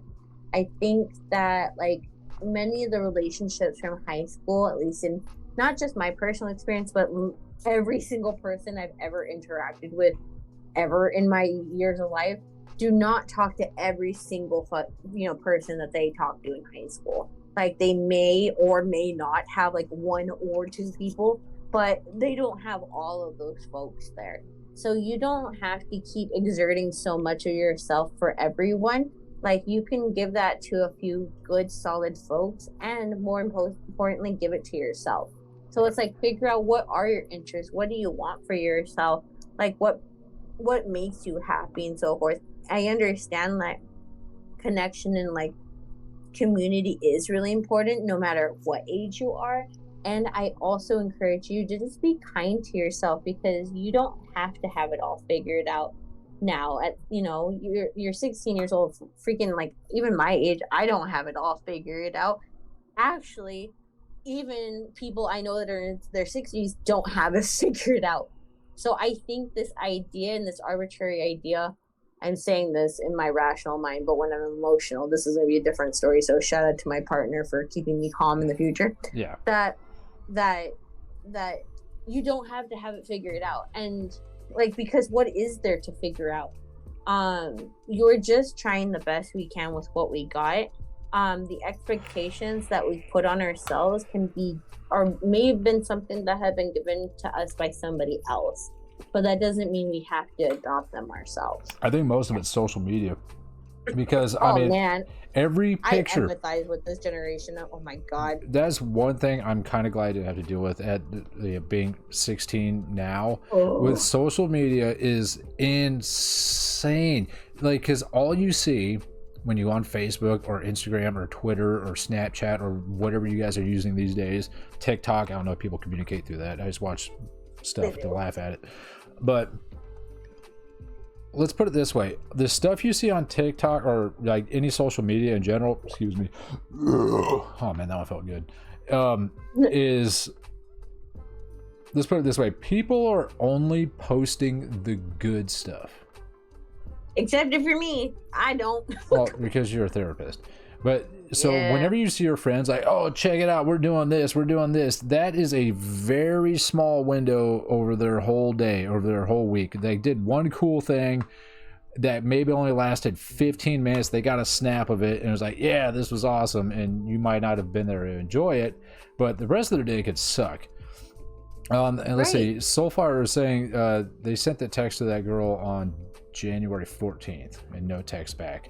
Okay, now being that long, I would recommend, if you haven't said anything to them since and you still want to talk to them, and if you want to text them, just a simple text of saying, hey, haven't heard from you, well, just checking to see how you're doing. Send, then sit on it. Don't say anything else. Let's see. They said, imagine being a 16-year-old boy who goes onto Instagram and just sees his, quote, friends posting about stuff he was not invited to. I trust me, I've been there, and I'm in my 30s, and that shit enrages me. I get it. Man, because I'm trying to think, how did I deal with that situation? Because I told you a story about how the one friend, Asian man, I wanted to go to that event downtown last year, and they said no, they didn't want to go, so I stayed home. And then 3 hours later, they're like, hey, we're down here, it's a blast. And I'm like, what the fuck? You guys told me you weren't going, and then you just went when I decided not to go. That pissed me off. Well, here's something I want to jump in and then. Go ahead. It's like, that's what I'm trying to say, is that I feel with you. I really do. And I'm saying this to somebody that I experienced that myself when I was your age. I am saying, what I want to highlight is that when they do that, that's not a reflection of you. Ultimately, a lot of things that are happening, especially in teenage years, are very self-oriented, because this age time is the age of like self, of you, like who are you, what are you. And the thing is that many times when people keep on putting these messages of like, this is what I'm doing, out here doing these things, it's because they're managing something deep within themselves. And I know that's probably really hard to still accept, because things are like very heavy and your feelings still really much matter. Like, I really want to emphasize that. And I would encourage, like, I want to say, like, I wish we could give you answers more than anything. It's gonna just be something along the process that's gonna click when it clicks. I was given the same messages like this when I was your age, and it just kind of went in one ear and out the other. And when I started getting into my mid 20s is when I was like, oh, that's what you meant. Oh, now I see these things. And the chaos inside me that I felt relating to, like, seeing those things, they kind of started to, like, it started to kind of go and kind of settle. And then I used the energy that I would put into worrying about that, and I put it into developing, like, the relationship with myself. So when I was a teenager, I hated myself. In all transparency, I didn't want to be myself. I would wish I was anyone else. At that time, especially, I wish I was Me my too. best friend. I wish I was my best friend, because, like, her life looked like it was better than mine, right? But now that her and I are older and we talked about these things, I'm happy that that wasn't my scenario, because now there's a lot of questions and things, like, things that she doesn't know about herself, and she questions about herself all the time. And I know, and I'm very insightful with myself, and I love myself now. I'm very happy. And I'm not conventionally somebody that is what is identified as, like, a beauty standard, and I don't care. Like, I genuinely don't care anymore, because the way that I love myself is for me. The way that people perceive me, that's their responsibility. Ultimately, this goes back to one of my favorite quotes that says, your idea of me is not my responsibility to live up to. And that's what I kind of want to end my thought on. Right. Yeah. Now I'm trying to think, being in their position, 16-year-old, and you feel like you don't have friends, and you're quote unquote friends. I'm glad you put that in quotation marks, because that one really hits the point. That's a tough spot, because I've been there. I know how much it sucks. And, you know, I'm trying to put myself in their shoes, and it's like, okay, because like I said, your social life is your world. You're around these people all the time. Right. And, you know, as you're younger, when you're going through like a school year and stuff, you know, because as you get older, like, the years get shorter, they say. So to them, to Soulfire here, this school year feels like an eternity. That's a long time at that age, and having to be forced around the same people 5 days a week for a whole school year, and then feeling like you don't belong for that whole school year. Like, how to cope with that situation? Like, the only thing I can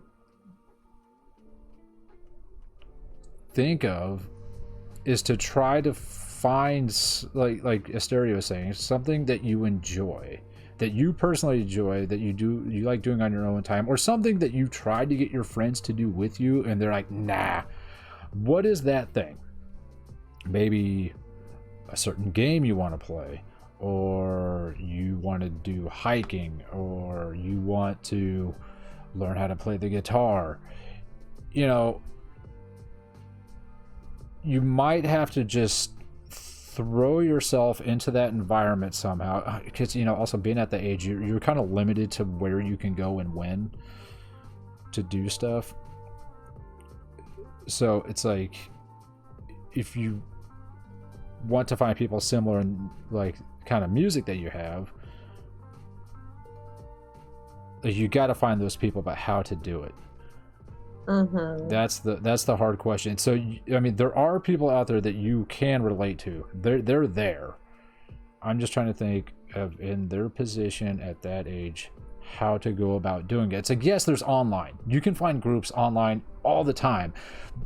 And if you have no problem with communicating with people online, like here on Twitch, if you find somebody, a streamer that likes a game that you enjoy, there are good streamers out there that have great communities, and you can become friends with other people in chat, join their Discord, you guys talk, and you might even be able to play video games with other people that you meet through these Discord groups. But if you're the type of person that wants to spend time with them in person, that becomes tough. Yeah. Now, like, the only thing I can think to fall back onto is try to make a connection with somebody else in the class, most likely one of the girls, because if all these 7 guys are in a group and they're just not bringing you in, you might have to just like try to start a connection with somebody else. Like I said, something simple. Hey, I like your backpack, or those are cool shoes, or I saw you walking home from school. I didn't know, or I didn't know you lived over there, or I don't know. Just be creative. And like that's the only thing I can think of. Let's say they say it sucks because my school there's like 3 groups. It's the popular group, which those people can suck, or the girls group, or the boys group. But if I am friends with all girls, they will call me gay. That is completely backwards. I don't know. I understand where you're coming from, and I got the same crap. I saw it in school. It's like, oh, you're hanging out with the girls. What are you, gay? No, like that. Flip that coin over. That's 100% the wrong way to go. Because if your friend, like, I know you're only 16, but if you were friends with all the girls, in 2 years, every guy in those groups is going to be like, why is Soulfire with all the girls? I want to be hanging out with the girls. That coin is going to flip so fast. Oh man, yeah, I don't know why that's so ass backwards in school. I mean, it's just because you're still going through developmental stages. That's my only guess, but it's so weird. It is weird because as an adult, that coin is the other way. And so from when you hit 18 till you're fucking 80, like if you're hanging out with all the girls, all the guys are going to be jealous. They're going to be like, damn, Soulfire's killing it over there. What the fuck? But also, I want to jump in and challenge this concept. And I don't care about, like, sorry, Soulfire, I'm just going to have to say it. Like, if they perceived you as gay, okay. The point is like, you know what your sexuality is. Like, and it doesn't matter what other people perceive in that. Like, I know that feels like it's really important right now, and I have to question, like, is it really that important right now? Because this is a time period where nobody knows what they are, and nobody understands anything. And I'm sorry, not to just you, but to all teenagers everywhere, you don't know shit. Sorry. And I mean that in a very kind way, actually. I mean that in the sense, like, I'm happy you don't know everything, because you're at a place where you should just be learning rather than thinking you know everything. Because when you think you know everything, it limits you to being accepting of new information. Yes. So even if you do, okay, like, that's their perception of you. You know your truth. And also, when it comes to the girls, they're also typically and more commonly more emotionally mature than boys, just of like how the brain works and like emotional maturity and so forth. Developmental factors too. And developmental factors as well. And it's like, and in all of that, like, you could probably experience much more authentic friendship from them than you might experience in regards to connection with the males at this time. And it sounds like you are missing out on that authentic connection with the guys right now. So Bingo. What do you actually have to lose for hanging out with them? Yeah, and let's put it this way. If you really want to break it down to simple terms, so you've been trying to hang out with the guys, and they're not hanging out with you. So if you go to hang out with the girls and they're like, oh, he's gay, what's going to happen? Are they just going to continue to not hang out with you? Sounds like not much is changing anyway. But now you have a possibility of building new friendships with the girls who may know other guys or may know other people. And like Asteria says, girls are more emotionally caring, so they would be more willing to listen to you. You guys might not have like a lot of the same like interest. Like, don't expect the girl to go out and like, hey, I found like a freaking pile of 100 bottles, let's go smash them. No, they're probably not going to do that. But you know, if you want to talk about stuff and be friends and have like that social connection, girls are probably a better way to do it. But I don't like the girls. Why? A great Why? question, What Joe. exactly do you not Why? like about them? Is it what they find interesting? Because I imagine it's all makeup tutorials and stuff like that. I guess stereotypically that isn't what I was doing when I was in high school. I was playing freaking video games. Yeah, true. But I mean, I'm just And trying I was to... out freaking hanging out and running amok in the streets. But then again, there's a difference between that age and now. Hey, guess what Soulfire says? He doesn't like the girls because they don't play video games. Oh. Some of them are there. There are some there, but it's just not a high amount. There's some. As one of them that was in there, they're in there. Yeah, Asteria plays video games. Eggy plays video games. Lox plays video games. All these people I talk to, like, they're all girls. They all play video games. They play more than I do, honestly. Actually, yeah, you might, I think. Yeah. I mean, no, I don't know. You do more of the other ones and stuff like that. But hold on. I'm going to... I wish that there was other folks in this chat to kind of get more insight, especially from the male perspective of being a teenager, because I think like hearing from older guys would be beneficial, because again, I know it's really difficult right now because you're 16, but at the same time, if you're 16 years old, you're coming down to the leg end of your teens, right? And like once like graduation comes around and so forth, it's like a lot of the things that are important like will shift, and as they should. Like to be like the most consistent thing about being a human is change.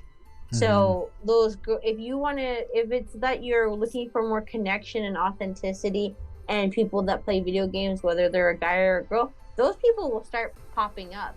And I would encourage you to keep yourself open to the possibilities that they will be there. Like, it's just a matter of leaving yourself opening and not limiting yourself, because when you limit yourself, that's just what you're doing. You're saying these are the only options that are here. And that's just not true. Right. Let's see. They say, it says, the girl I have a crush on is a grade above me the one that's not texting him back. And she's going to leave next year, you know, grade above, and that kind of sucks. And you know, that girl doesn't like video games. Now,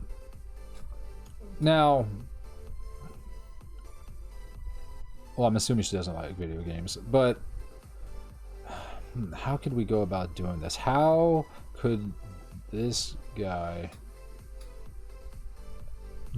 I got a question. Do you have any video game t-shirts of your favorite games that you play? I like, you never know, throwing on one of those shirts and just wearing it around could get someone to come up to you and go, oh man, I play that game too. Okay, if you don't have one, just maybe see if you can find one in a store somewhere and ask your parents to buy it. Plus we have to wear, you guys have to wear uniforms? Oh God. Are you in private school? Because private school. I would not be a fan of all that. But wait, I want to say that I want to mention a quick story. They say private school. Fuck, man, that sucks. Oh God. Sorry. Just. I mean, it's good for education, but social-wise, that blows. It very much, sorry to say this to you, but I don't fucking bullshit in this.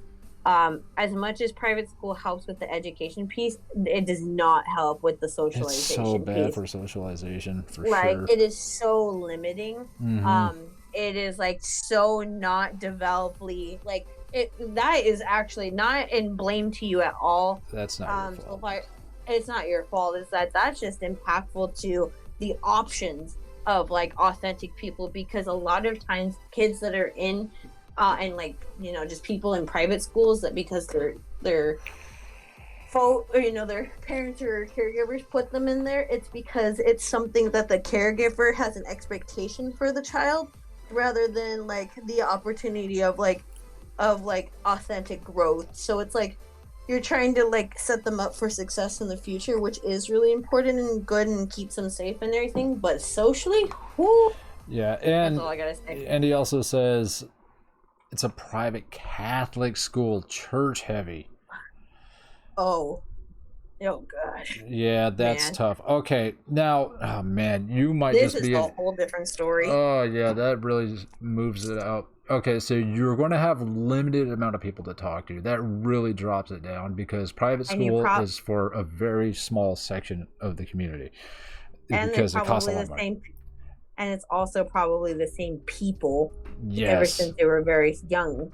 So Yes. it's like the options are like, ah, man, I'm sorry. Like, and if you just summarize, like, after everything I just said, just hang in there. Yeah, Just like hang in there. just hang in there. Like so the only advice I can like or the only recommendation or whatever I can give is like I was saying, keep let's see, I went to elementary school and middle school with these kids. Oh man, you guys Told you. really got glued together. Jesus I Christ, it will almost literally sounds like never my escape them. cousins. You'll escape them. This is going to take about 2 more years. Yeah, just 2 more years. After think about that. You've been with them this long, so you're already familiar with them. You only have 2 more years. What if that? So you got this. Yeah. Like you. Yeah, that's all I can say at this point. Yeah, just hang in there. If you want to get video game connections, I still think that Twitch is a good place to go. Find the games that you like, search streamers, and try to find, I mean, you found me. So search the games that you like playing and find the streamers that have lower view counts. So maybe, and then like try to talk to people in those groups, join Discords. And they say, yes, I know I'm in the worst possible position possible. Yeah, it's not great. It's not great, but it's not the worst. It's not the worst, but it's not great. But try to do that for now. And I'm trying. The positive about being in this private school, with like as far as the education goes, when you get into, I highly recommend going to college. When you get into college, you're going to meet so many new people from different walks of life, like from everywhere. Like just yesterday I was at school, I ended up talking to a blind kid who was probably 15 years younger than me because he was trying to get a drink out of the vending machine and like he needed help with it because like he's like, I keep like putting my money in but nothing's coming out, because it turns out everything was sold out in the vending machine but he couldn't read it because he was blind. But you'll meet people from everywhere. So like right now I talk to people that do video games, I talk to people that are athletes just in classes, I talk to people that, you know, like rap music, and other people that look like thug gangsters, and I don't really like talking to them. But I'm saying, like, don't think it's the end of the world yet, because as soon as you hit college, you're going to get hit with a tornado of people, and you can find friends in stuff that you probably would have never guessed. You might find new hobbies you never thought of. And here's the perfect example. Personally, it wasn't necessarily college that, but I'm going to go back to the EDC thing. Hysteria, you know that story. So growing up, I listened to a lot of rock, metal music, stuff like that, and I was around those people all the time that listened to that also. But I also liked the like trance music, but nobody around me liked that stuff. So I listened to that stuff at home by myself, and it wasn't until I decided, like when I was in my 20s, that I finally met other people that I started like going to events that had that music, and I met a whole new people. I'm like, you guys know this stuff too, it's crazy. And then we became freaking great friends, and I just started meeting new people after that. You say, yeah man, I don't know what to do for these next few years. Yeah, that's tough. If you're going to try to stick with the friends, quote unquote friends, that you're dealing with now, I guess just lower your expectations from them. You know, just don't reach out too hard, but every so often be like, what are you guys up to? Nothing. Okay, well, let me know if you guys want to hang out, and just leave it at that. Like, just, you know, don't try to like force it too hard. Just, you know, if they want to hang out, they'll hang out. If not, then it's just like, just hang in there, bud. I don't know. It sucks. It's not fun, and it's not fun for a lot of people. You'd be surprised. I didn't like high school. Asteria didn't like high school. Sounds like you don't like high school. I mean, it is not a great place. It's just not. It's not. Like I'll admit it. Like everybody I know, nobody fault. likes it. It's not your fault at all. No, it's just a crappy system. It's good for learning, but that's about it. Like it some people can get by and build a social life off of it, but honestly it's not the best. Yeah, it's not, and it's not a reflection of you. A lot of the things that these kids, these people, your peers are all doing, it's not a reflection of you. They're not doing this because they are thinking and keeping you in mind or even empathizing with you. It's that they're responding to their own emotions right now. And especially, and I'm not trying to super shit on private Catholic school, but and when it comes to private like religious schools, is that there's not a lot of room for people to know and figure out who they are, because a lot of these messages are to be shaped in, they're trying to shape a lot of messages for you right now. And so I would continue to tell yourself the message of what's going on is not a direct attack to me, and keep saying that and remembering that message, because, and even if you don't believe me right now, you don't have to trust a single like word like of what we're saying, because who are we? We're just two strangers on the internet, right? And I would just consider that when you get older, to remember that it's like, did they actually know who they were? Did you know who you were? And then reflect on how that looks like in a couple years from now. And then from there, do even more a couple years after that, because that is something that's ever changing.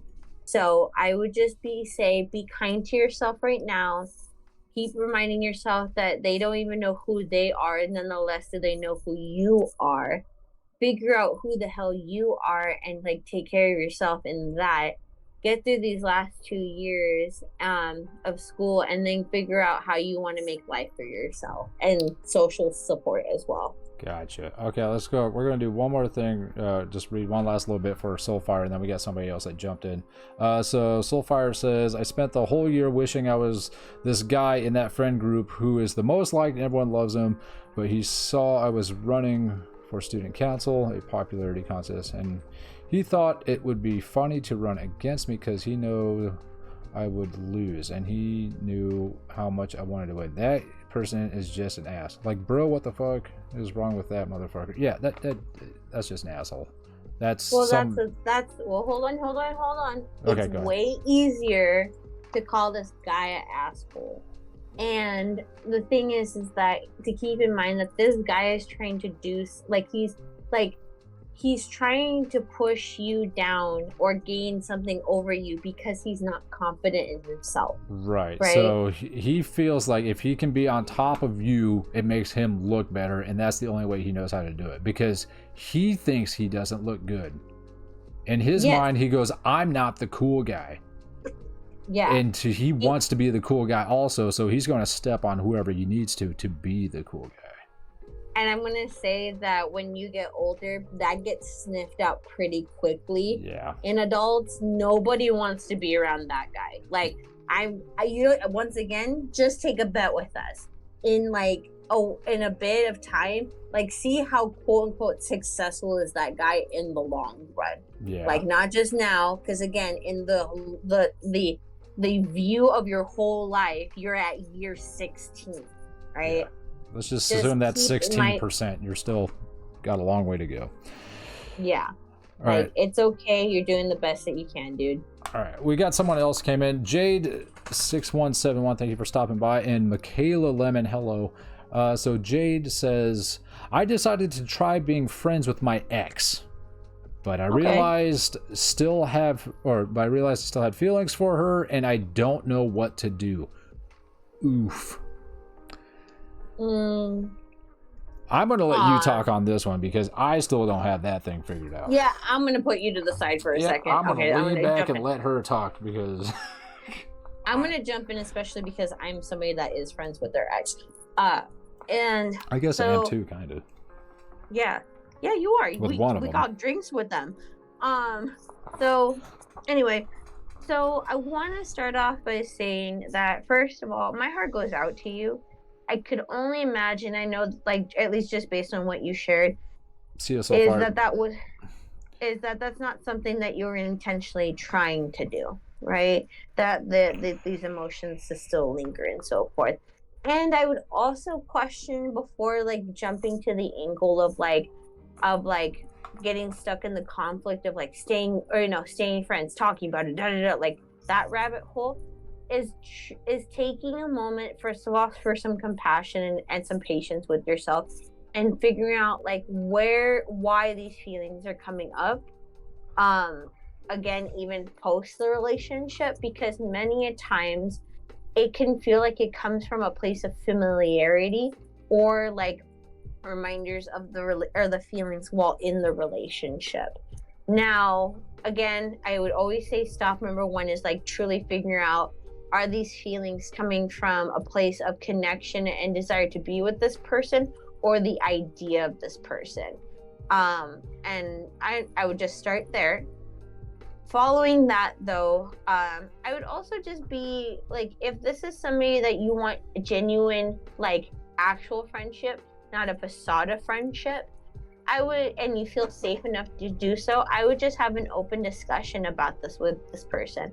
I say this because when my ex and I broke up, we had about 3 or 4 conversations along the way, and I still had to fight of like, do I still have feelings for them, do I not still have feelings for this person? um and after talking about it enough, I missed the feeling of feeling safe with them. And I realized and I detached the idea that I was once like fused to, that I could only get it with this person. The thing is that if the relationship ends, I would recall that and keep that in mind. Now, if y'all want to explore that, that's up to y'all. Um, However, I would say that if the boundaries are just to remain friends, I would start off with being introspective and checking in with yourself. And if this is someone you could feel safe to have this conversation, then actually just have an open dialogue with them. If they end the friendship very easily, that wasn't a strong friendship to begin with.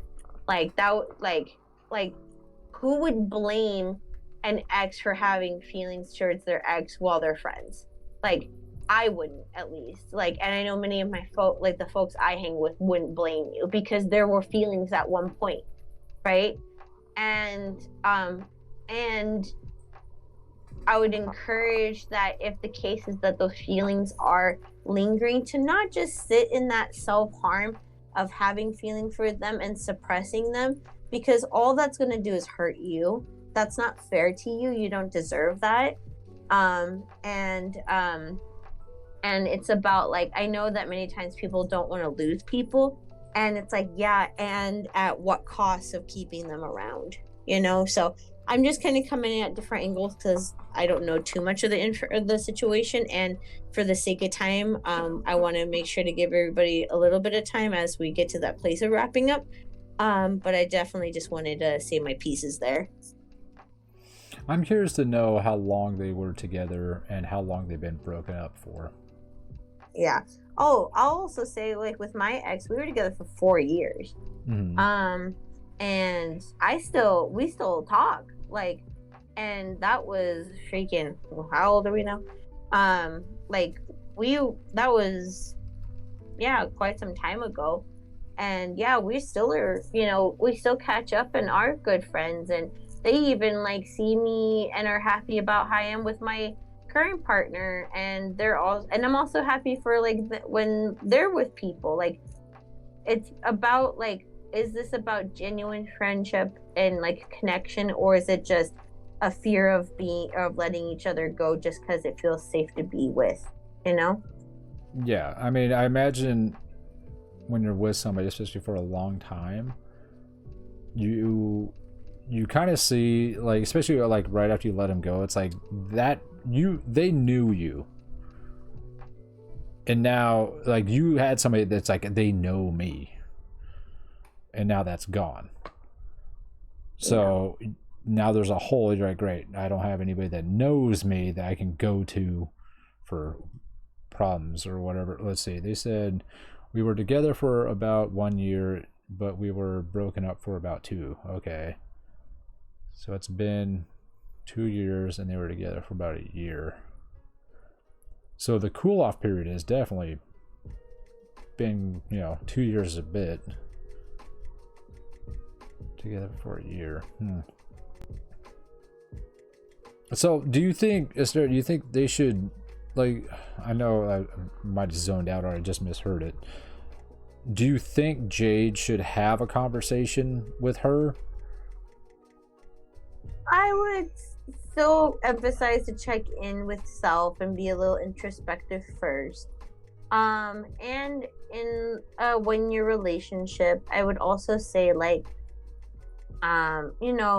again, just to once you start off with that introspection first, I don't see it would hurt to talk to them. I just don't, like, because those that mind don't matter and those that matter don't mind, you know what I'm saying? So if this is actual friendship, then that could be a very productive and good conversation in all transparency.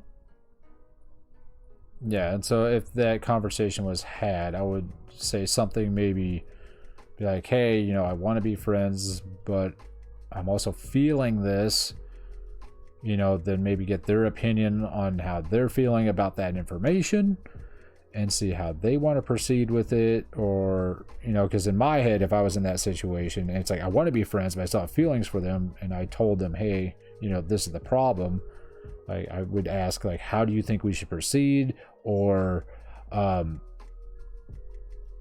crap, where was I going with that? Like, something that's like, if it feels like I'm making you uncomfortable, like, let me know so I can, like, correct things so we don't lose each other as friends, kind of deal.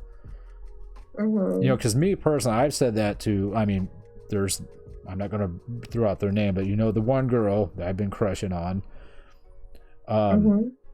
I've straight up told her, I was like, look, I'm head over heels about you, and I do like being friends with you. I said, if I'm ever overstepping my bounds, for fuck's sake, say something. Don't just be like, oh, he's creeping me out, and then, like, ignore me. I mean, you have to tell me because I will not learn. Yeah, I will not learn. You have to say it. That's just the way I am. I'm like, just say it. If I'm, like, saying something I'm not supposed to, or you feel uncomfortable, just be like, hey, back it off. I'm like, oh, okay. Yeah. Okay, we have time for, like, one more thing. Yeah, so we only got about 3 minutes left.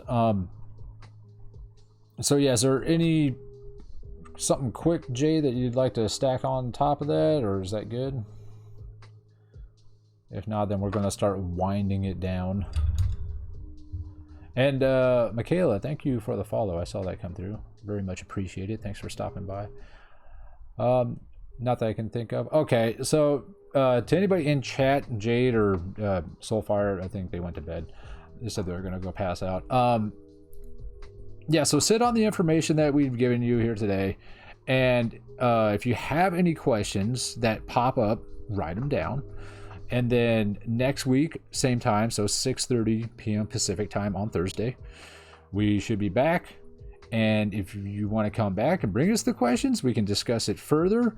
Or if you want, it would probably be easier to do it that way. But or another option would be you can join the Discord. There's a link below the stream here, and I put a little chat room in that server where it says, like, mental health questions. Let's see, was it in there? Yeah, it says mental health topics. So if you want to throw something in there, then I can just kind of pull that up and start with that next week, in case you missed the stream, that we could, like, kind of talk about it. Then you can watch the VOD. You can either watch it here on Twitch while it's up, or go to YouTube and watch it there after I upload it, assuming my computer doesn't go, hey, delete that and throw it out, stuff like that. I'll talk about my anxiety next time, says Michaela. Oh, that's perfect. That is something we can definitely dig into. Oh, absolutely. Oh, yeah. Yeah, any parting words, Hysteria? I always just encourage all of y'all to just to lean into authenticity. And many times we receive the message that being authentic is something that leaves us alone and so forth. And I always encourage to lean into it anyway, because it's important to surround yourself with people that are wanting you for you rather than people that are just placeholders to minimize being alone. And because that's just a form of self-harm that you don't deserve. So take care of yourself, drink your water, try the best you can. It's hard out there, and feel free to come back next Thursday with questions in mind, topics at hand, and we'll start to hash them out together. Perfect. Alrighty, thank you guys for hanging out, for all the follows that came in and the topics. This felt like a productive day. It was. Yeah, so if you want to watch this again, it'll be up on Twitch here for I think 7 days before they take it down, and I will upload it to YouTube. You can see down here in the bottom right corner, go to kilted_pork on YouTube, and I'll upload it there. It might be a day or so before it's up, so you can rewatch it there. And if you are watching this in the future on YouTube for whatever reason, thank you, Jade, for the follow. If you're watching this on YouTube in the future and you want to come join in, check the link in the description below the video here. Go to twitch.tv/kilted_pork. Come give us a follow. Come join in on all that good stuff. So that being said, anybody who's curious about my next streaming stuff coming up, there's one big thing I have planned for Monday. If anybody's interested, I will possibly be doing on Monday, Labor Day, which is what, the 3rd, I think. 1, 2, 3, or the 4th. I don't know. I can't think of it in my head. I think it's the 4th. A good possibility of a 12-hour long Binding of Isaac stream. Oh, dang. Because I happen to have right here a box from Maestro Media that holds some Binding of Isaac themed goodies, and I will be opening that stuff over the 12-hour period, some shirts and whatnot. So if you want to check that out, go for it. If not, it's all good. Okay, that's it for me. And, thank you, Asteria, for stopping by, as always. Of course. I feel like we're doing good for people, Yeah. which I enjoy. Yeah. And yeah, have a wonderful evening. Good night, everyone. Goodbye. All right, chat. You guys be safe, drink water, all that good stuff. We'll see you later. Have a wonderful good night and weekend and all that. Okay, bye-bye. Bye, chat. Bye. Bye.